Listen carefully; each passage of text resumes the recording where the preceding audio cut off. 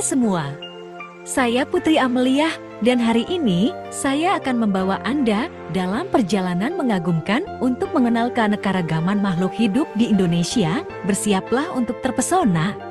Pertama-tama, mari kita mulai dengan hutan-hutan yang memikat hati.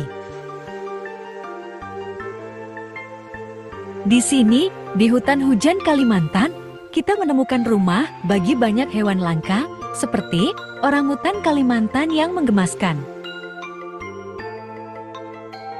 Hutan-hutan di Sumatera juga menyimpan kejutan, termasuk harimau Sumatera yang langka dan gajah Sumatera yang megah.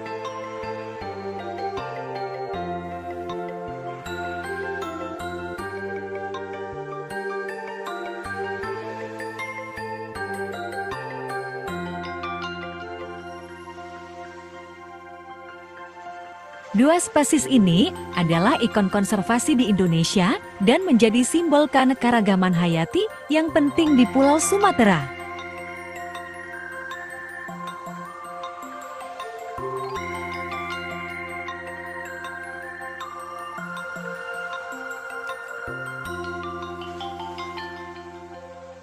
Sekarang, mari kita menjelajahi kekayaan bawah laut Indonesia.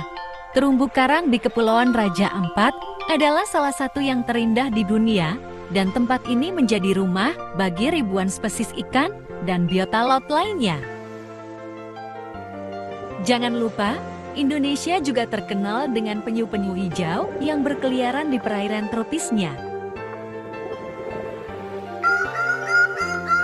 Pindah ke Papua, kita akan menemukan kehidupan liar yang benar-benar unik.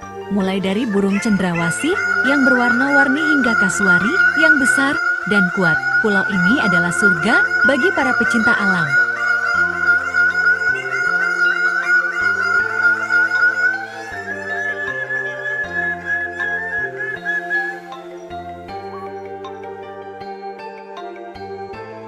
Selain burung cendrawasih, Papua juga menjadi rumah bagi kasuari, burung berukuran besar yang merupakan spesies marsupial. Kasuari adalah hewan yang kuat dan tangguh dengan ciri khas kepala yang ditutupi dengan kulit yang keras dan warna-warni. Mereka adalah hewan endemik Papua yang menjadi simbol kebanggaan lokal dan menjadi bagian penting dari ekosistem hutan hujan Papua. Tapi tunggu, keanekaragaman alam Indonesia tidak hanya terbatas pada pulau-pulau besar di Jawa, Bali, Sulawesi, dan pulau-pulau kecil lainnya. Kita menemukan hutan mangrove yang subur, savana yang luas, dan banyak lagi.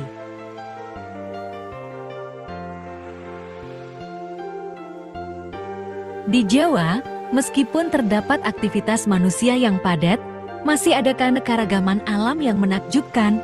Mulai dari hutan-hutan pegunungan yang hijau hingga pantai berpasir putih, Jawa menyimpan kekayaan alam yang beragam. Selain itu, hutan mangrove di sepanjang pantai utara Jawa merupakan habitat penting bagi berbagai spesies unik, termasuk burung migran dan hewan air. Pertama-tama, hutan mangrove merupakan rumah bagi berbagai jenis burung migran yang melakukan perjalanan jauh dari berbagai belahan dunia. Pulau Jawa, terutama wilayah pesisir utaranya, menjadi tempat istirahat yang penting bagi burung-burung migran ini selama perjalanan mereka. Beberapa spesies burung migran yang sering ditemukan di hutan mangrove Jawa meliputi berbagai jenis burung camar, bangau, dan burung plovers. Bali, yang terkenal sebagai tujuan wisata, juga memiliki keanekaragaman alam yang menarik. Selain pantai yang indah, Bali memiliki hutan-hutan tropis yang subur dan sawah-sawah yang hijau. Di sini, kita bisa menemukan berbagai spesies tumbuhan endemik dan hewan langka seperti burung jalak Bali. Sulawesi adalah pulau yang sangat kaya akan keanekaragaman hayati, dikenal dengan spesies endemiknya seperti Tasius, babi rusa, dan anoa. Sulawesi merupakan tempat yang menakjubkan untuk melihat kehidupan liar. Selain itu, ekosistem unik seperti hutan hujan pegunungan, danau-danau vulkanik, dan terumbu karang yang indah juga menjadi daya tarik tersendiri bagi pecinta alam. Kini, Tarsius telah menjadi ikon baru Sulawesi Utara Sulut, sekaligus penjaga pintu gerbang Asia Pasifik di utara.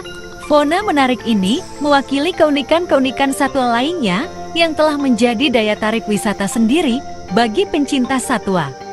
Keunikan dari sisi geologi Sulawesi pun ikut memberi andal lantaran jutaan tahun silam pulau ini berasal dari 3 pulau yang bersatu menjadi sebuah pulau.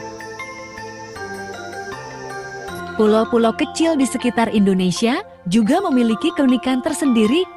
Misalnya, Pulau Komodo di Nusa Tenggara adalah rumah bagi kadal komodo yang langka, sementara Kepulauan Togean di Sulawesi Tengah menawarkan pengalaman menyelam yang spektakuler di terumbu karang yang kaya akan kehidupan laut.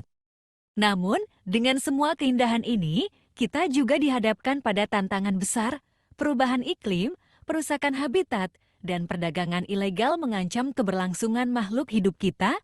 Kita semua memiliki tanggung jawab untuk melindungi kekayaan alam kita.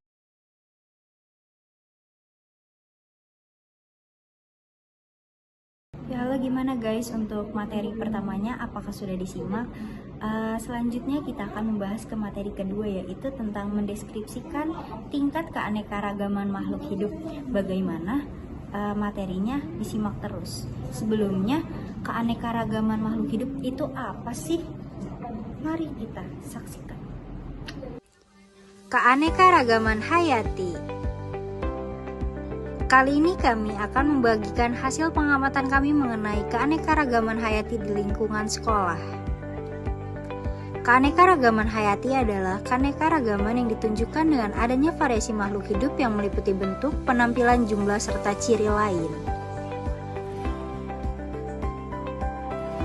Keanekaragaman hayati terbagi menjadi 3 tingkatan, yaitu keanekaragaman tingkat genetik, tingkat spesies atau jenis, dan tingkat ekosistem. Kali ini kami akan membahas tentang keanekaragaman hayati di tingkat spesies saja. Keanekaragaman hayati tingkat spesies. Keanekaragaman jenis atau spesies adalah keanekaragaman berbagai jenis makhluk hidup. Nah, dari hasil pengamatan kami menemukan beberapa spesies makhluk hidup, di antaranya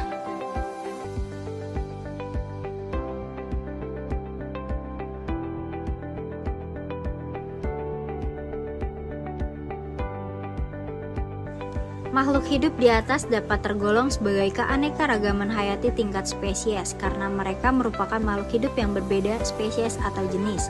Hal ini bisa kita amati dari bentuk morfologinya yang berbeda, dan jika dilihat dari nama ilmiahnya atau nama latinnya, masing-masing makhluk hidup di atas memiliki nama latin yang berbeda. Oleh sebab itu, mereka bisa dikatakan sebagai keanekaragaman hayati tingkat spesies. Jadi kesimpulan yang kami peroleh dari hasil pengamatan kami mengenai keanekaragaman hayati adalah kami menemukan banyak contoh keanekaragaman hayati tingkat spesies di lingkungan sekolah kami. Kami menemukan banyak makhluk hidup, misalnya ada kadal, lalat, siput, dan lain-lain. Mereka termasuk keanekaragaman hayati tingkat spesies karena mereka bukan berasal dari satu spesies yang sama jika dilihat dari bentuk morfologinya dan juga nama ilmiahnya.